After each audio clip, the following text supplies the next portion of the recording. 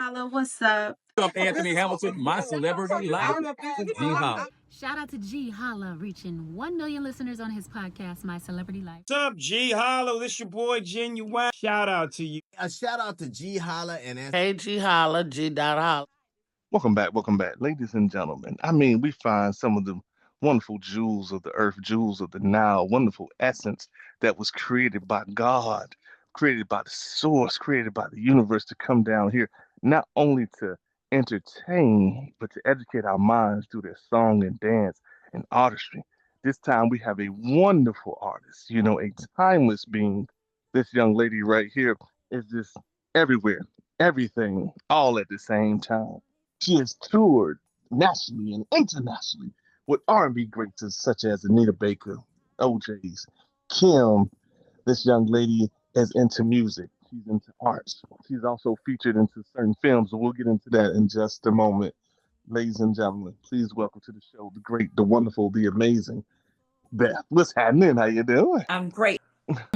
What comes to mind for me would be seeing Whitney Houston on her first album cover, standing on that beach in the swimsuit, and I saw this tall, long, lean, brown skinned, beautiful woman with short hair that I'm kind of wearing like now, and had a beautiful voice. And I saw her, and she, in my mind, looked like me. She looked like how I thought I was going to look when I grew up. She looked like I was able to identify with her look. And hearing her sing, You Give Good Love, even though my father was a musician and he played with Motown. So then you have the greats like, Dinah Ross and everything, but that wasn't my era. My era was seeing Whitney standing there and singing. And I was like, I want to be like her. I want to do that. And so that would be the thought, that would be the vision in my mind that started me, that made me want to do it. The music was already in me because I inherited that, and I'm grateful for that. But to see her in real time doing her thing, I was like, that's what I want to do. I agree. I think as a young person, if you don't have anything to look at, to identify with, to give you some type of confirmation that you're okay or that you're not the only one, that gives you that motivation and the fire to say, I can do that. I can be like that. And that's what Whitney did for me. So it was a surreal experience. To add, Whitney Houston and I have the same birthday, which is August the 9th, right? So that was another thing that I felt I connected with her. Her name is Whitney Elizabeth Houston. My name is Beth. My mother's name was Elizabeth. We same birthday. She's singing. I'm tall, brown, like all of these things, right? No, so these are things I identified with as the kid, right? So then we fast forward to me being her body double and stand-in, and being able to be in the same room with a person who I had looked up to from afar, but then getting the opportunity to talk to her and tell her the connection that I felt. So I was able to at least tell her that. So I felt it was surreal. It took my breath away. She would come in a room and she had a great energy about herself. She loved to laugh. She loved to smile. She loved to sing. There were times on set you would hear her singing in the background, her voice echoing. Everybody would be like, shh, that's Whitney, she's singing. Like, because we knew that was, that wasn't something that was every day, right? So those small moments became wrinkles in time for me that I still reflect on, and they still encourage and motivate me to keep going and to be great, because I feel like I'm following and carrying on a legacy that's not my blood relative, but she is a relative of mine in music. She's a relative of mine in gender. She's a relative of mine in birthday. And then I end up meeting her personal assistant, who, believe it or not, his birthday is August the 9th as well. Go figure, right? He and I, shout out to Ulysses Carter. He and I still talk to this day. We talk every year on our birthday, which is August the 9th. And the wonderful thing for me is every year I would ask him, how was Whitney? Tell me how she was at this age. Tell me how she was at this age. So there were things that I get to talk to him about, which I cherish.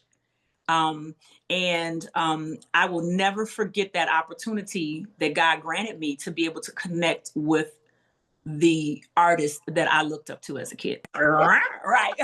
Right. Yeah. I'm definitely a lioness. And I'm real mild mannered like a cat, but like, yeah, I can when need be. So so it's all good. And I'm a proud Leo as well. I love representing the sun. You know, I love representing the king of the jungle, the queens of the jungle. I love that. And I'm honored that I was born in August to represent that. And that's a responsibility that I carry on my shoulders, because I have to set an example for others, because I'm born in that time. It's a reason that I'm a Leo. There's a reason that I'm that. But this is how I'm feeling today. And I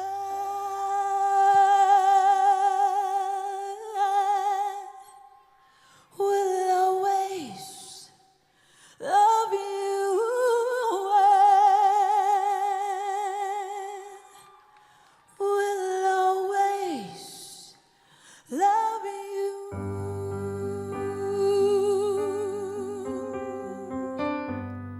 You all know we just lost somebody great. This woman influenced me to sing and to be up here in front of you. I do this because I watched her. She's so beautiful. She was so regal. And this woman and I happen to have the same exact birthday. And for the remake of Sparkle, I was her body double in stand-in. So that was just crazy. And that was such an honor for me to work with her, to look at her, to be in the same room with her. She influenced me so much, and I just had to do something to honor her. I know she's all in the news, and everybody's kind of saying, oh, you know, it's so sad. But this woman lived a wonderful life. How many people get to do what you love to do and get a check for it, right? And that's an honor. She did what she wanted to do. She lived life. And you all better go see Sparkle when it comes out. So the blessing is that I got to be with her. And we all know, we church-going folk in here, right? Some of y'all, all of y'all. You all know to be absent from the body means you are, all right? Now I'm gonna take you there because I love God. Because I wouldn't be up here if God hadn't blessed me. So we say rest in peace, Whitney Elizabeth Houston. Elizabeth happens to be my mother's name. My name is Beth. How crazy is all that, right? It was meant to be. And I thank God for that experience. I hope life treats you kind. And I hope you have all you dream of, and I wish you joy and happiness. But above all this, I wish you love,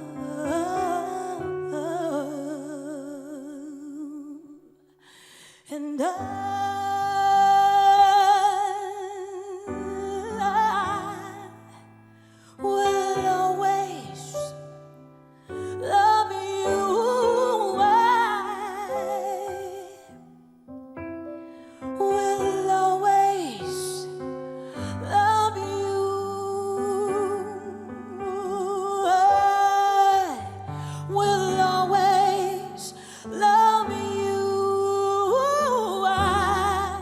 I think so. And I'm grateful to have it.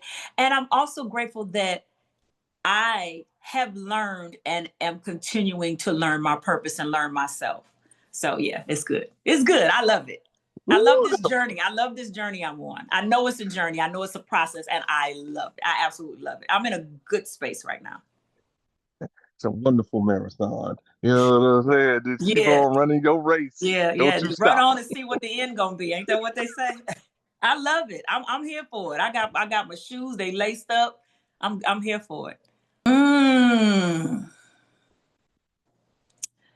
I love. First of all, I miss the movies that were out back in the day. I miss the break-in movies. I miss Raiders of the Lost Ark. I miss Star Wars. I miss Superman. I miss, those movies that had the big soundtracks. You know what I'm saying? And we looked forward to those movies, The Color Purple, E.T. You know what I'm saying? Those movies were like, it's not right. There's nothing like those movies. Now, movies are not, they're good, but it was the movies had amazing soundtracks, and those movies had amazing storylines, and those movies had amazing life lessons. So those movies impacted me, I think. I feel I was impacted by seeing those. Yeah, that was one of the best decisions I ever made in my life. I'm proud to say I've made some good decisions in my life, some good choices. Made some bad ones too. But The Voice was one of those ones that originally I said, I will never go on a show like this. I'll never stand up in front of people and let them judge me and critique my talent. And I ended up going because I had released my first album, and as an independent with no money, know how that goes, right? So I said, well, if you want different, you have to do different. So let me step out of my comfort zone. And starting out singing, as much as I love singing, as much as I love and aspired to be on a stage and entertain, I suffered from extreme stage fright. So that was a battle that went on in my mind and physically in my body, because I would have panic attacks. And that was something that I really, really struggled with for many years. And I got sick and tired of being sick and tired. So I made the decision to push myself to go on the show, because I said, well, I know one thing, I ain't gonna get on TV and, look stupid when I got everybody in Detroit watching me, right? So I had to really force myself out of that thing and kill that, whatever that was on me that was prohibiting me from being my best self. So after I came off that show, if nothing else, I gained the confidence in my gift and the confidence in myself.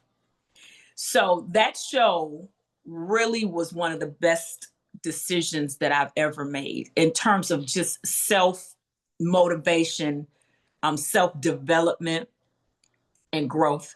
So I'm glad I went. To see me now on stage, you would not think that I ever was afraid to perform. And it was to the point where I would panic attack, passing out, just, literally. So it was bad. And it was me not having the strength to control myself. And self-control is very important. So I had to master that. And I'm really proud of myself for mastering that and not allowing that to control me. I control it. And I think when we understand that we are in control of our bodies and our minds, then you can go so much farther. But when you're like, well, I was, but they and him and it, so, and y'all made me. No, it's no, you in control of this. So when I got to, the point where I had to put my foot down to myself, that's when my wings were able to fully extend and for me to fly. Yeah, that was my first movie, being able to have a leading role and have a full script and all of that. And I loved it. And I'm looking forward to doing more film. It's just, I've been concentrating so much on singing, but I'm hoping that a good script, and the independent movies is what's it right now. Of course, I would love to be on the big screen. And I know that will come, but the independent movies and you on Tubi and Netflix, that's what's popping right now, and I'm okay with that. I hope another script comes along that fits me, or a producer feels that I would fit a character. But in the meantime, my music has been put in a soundtrack, and that was another goal, another dream for me. So I'm excited about Black Ice um, coming on, I think it's Apple TV. I'm not sure all of the outlets that it's going to be on, but I'm really excited about that, where the music, because it's putting me in the movie, but in the music sense. So I'm really, really, really proud about that. And that movie is just a brilliant movie about Black hockey players. And I think that our young people, you know, those that look at hockey, they don't really know the impact and the history of Black people playing hockey. So it's a beautiful movie. And I want everybody to check it out. It's called Black Ice, the Rhythm. And what's so amazing is when you're talking about Cool Runnings, and then we're also talking about Black Ice, which is hockey, you know, Black folk don't like to be cold. So, you know, we like, oh, we don't do the ice sports, but really we do. And we are great at it, you know? So I was like, Black people, we in the ice, we want to be at home with that blanket on. You know, we don't do that cold. You laughing, but you know I'm right. We don't do all that ice stuff, but we do. But we do, and we do it great. Yeah, right. I tell people I'm not a spring chicken; I'm a summer chicken. Ooh. So, yeah, because the spring chicken's like, oh, that spring chicken, that's a baby. I'm like, no, I ain't no baby. I'm grown, but you know, still got a little. You know, I still can do some things. So yeah, I'm not a spring chicken; I'm a summer chicken. You can do a lot of things. That black ain't crack nowhere. You know what I'm saying? Looking like a Shea Butters dream, looking like Cooper Butter. You know what I'm saying? But I absolutely love that album. That's my second album. I'm super, super proud of it. Was super, super proud of my first album, Free, as well. But with Free, I think I wanted to just get an album done. And I was getting songs from different people that were good songs, because I still love that album. But when I got to the second album, Get to Know Me, it was more so, what does Beth want? How does Beth feel? What does Beth want to talk about? What does Beth want to write about? So I inserted myself and was much more involved with the writing process of that album, the concept of the album, the stories of the album. And really, Get to Know Me is just a project about the different sides of me. So you start out with, you know, bad girl, you know, every girl got a little bad in her. And then you got to Get to Know Me. And then you got, you know, Time, that's about me traveling. And then you've me going to the airport and balancing my relationship. And then you've got You and Me. And then you've got, you know, ooh, you know, that's a favorite that people really like. So, and that's more of a sensual song. So I think every song on the album is a different side of me. And I think as women, we're very complex, and we have different moods and we have different sides to us, and only the very lucky get to see it. So, because there are some parts of us that some people never see, like when you work your job, the people that you work with, your coworkers, they really only see that corporate or that business or that work side, right? But then you got your friends to see the turn up side, and then you got your man to see the sexy side. So it's all of that different. But in Get to Know Me, that's all of me in that album. To Know Me, because if you listen to every song, there's stories, you know, and all of them represent either a situation or a story that I want to tell, or a story that I'm telling that happened to me, or somebody dear to me that I incorporated into a song. So yeah. Growing up, you always hear, well, we heard about, of course, it started with D'Angelo, right? And that's how a lot of us were introduced into Angie Stone. And just hearing her music and hearing her soulfulness and her earthiness and her strong Black woman pride that she had, and no nonsense, you know, attitude that she portrayed, or that she gave us. I don't want to say portrayed, but gave us. She will truly be missed. And she's one of these people who I never got a chance to work with until the late, great Aretha Franklin passed away. And we had a tribute for Miss Franklin at a place formerly called Shane Park, which is a beautiful amphitheater on the water in Detroit. And then they have named it the Aretha. Now it's been named after Aretha Franklin. And they did a tribute, an all-star tribute. I mean, it was just a beautiful tribute to her. And Angie Stone came in, and I was one of the singers that sang background for Angie, as well as I got a chance to do a solo in the show as well. And just working with her, rehearsing with her, being able to be in her space. And she was very warm. She was very, very kind, teaching us the music. She was very kind in teaching us music, because sometimes you get with artists and they're like, listen to the record, learn the background. And then when you get there, that ain't right. You ain't sing that right. That didn't send you the music. You didn't know. She was not like that at all. She was like, okay, how do y'all feel about it? Are you all comfortable with the song? Let's go over it. Let's change some parts if we need to. Let's work on it. So working with her was really, really, really nice. And I'm just grateful that my husband took the video of us rehearsing, you know, because I forgot about that video. And after she passed, he's like, babe, I got this video you singing with Angie. And I was like, and I got some pictures with too. I don't even know where they are.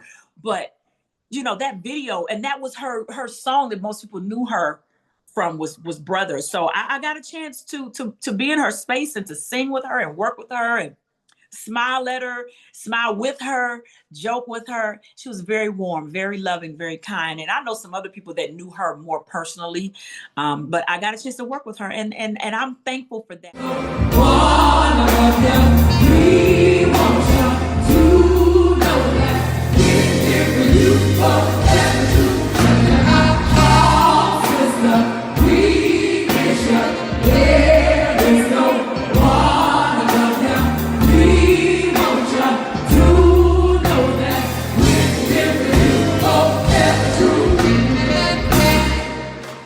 Because when I look at my career so far and all of the people that I've been able to share space with on the stage, it's a little overwhelming to me when I think about it. And there's some people who I've probably forgotten about, not because they're not important, but it's been so many, and God has been so kind.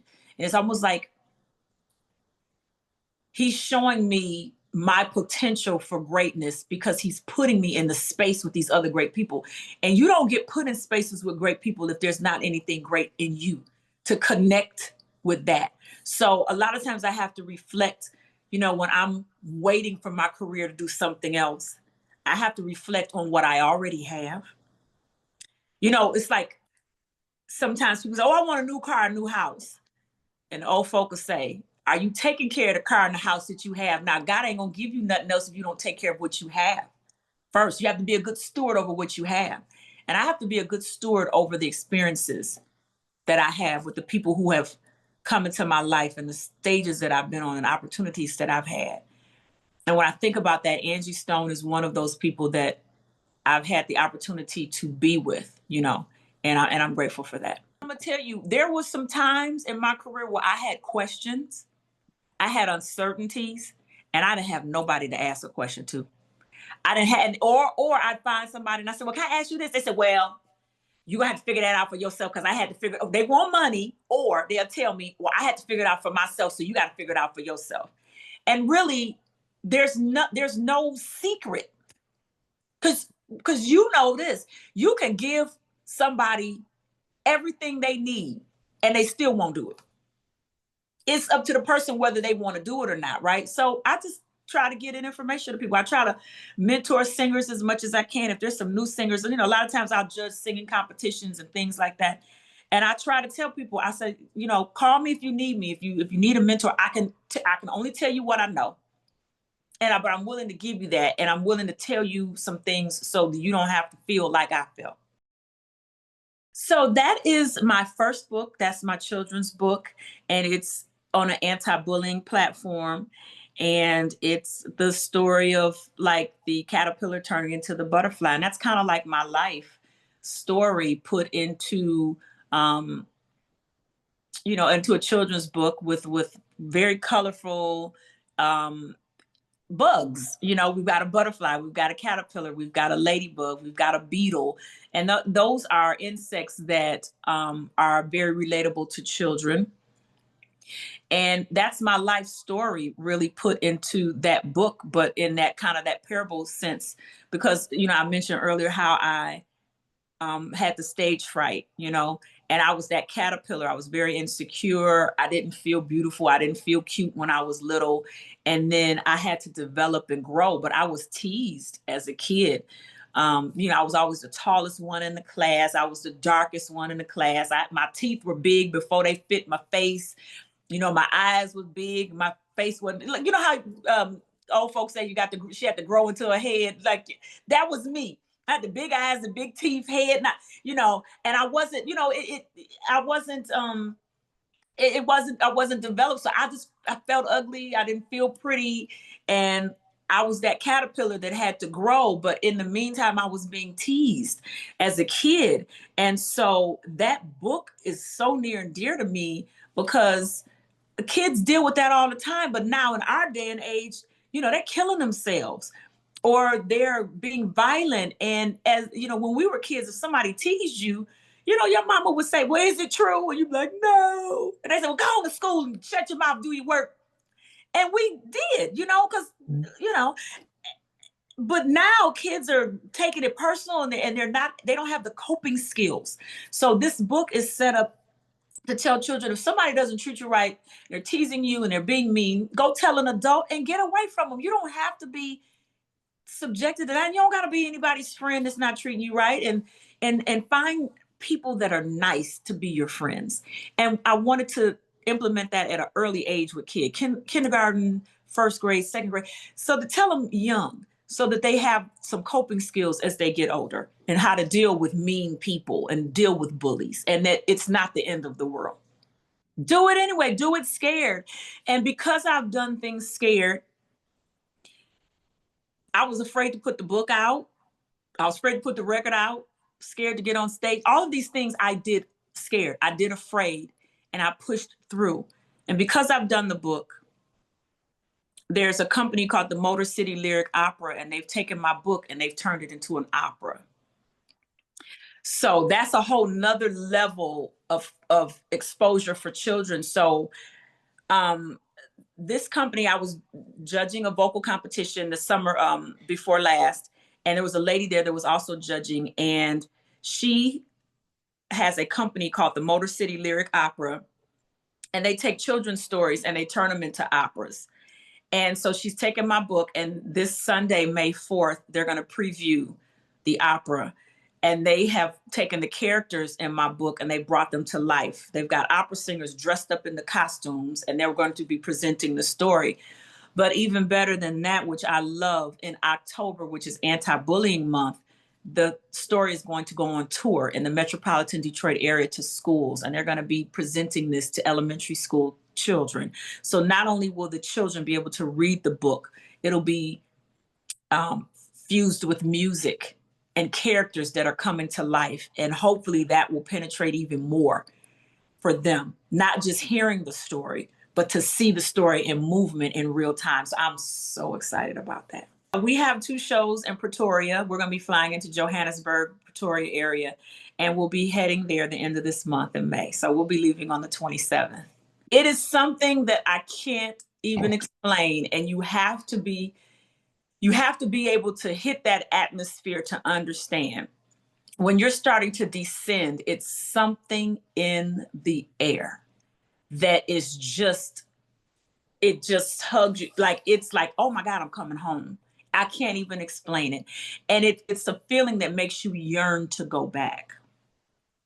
So I'm very excited, and I'm most excited because my husband has never been. And every time I've ever gone, he's never been able to go. So his birthday is May 28th, and we'll be going during his birthday, and he's going to accompany me on the trip. We'll celebrate his birthday in Africa, and I'm really excited for him because I keep telling him, when you start descending, babe, you feel something. He goes, yeah, right. I'm like, yeah, wait, just wait. I want to see, is he gonna feel that? So I'm really excited about that. I'm excited about the shows. I'm excited about seeing the fans over there connecting and just being in that air. So I'm really excited.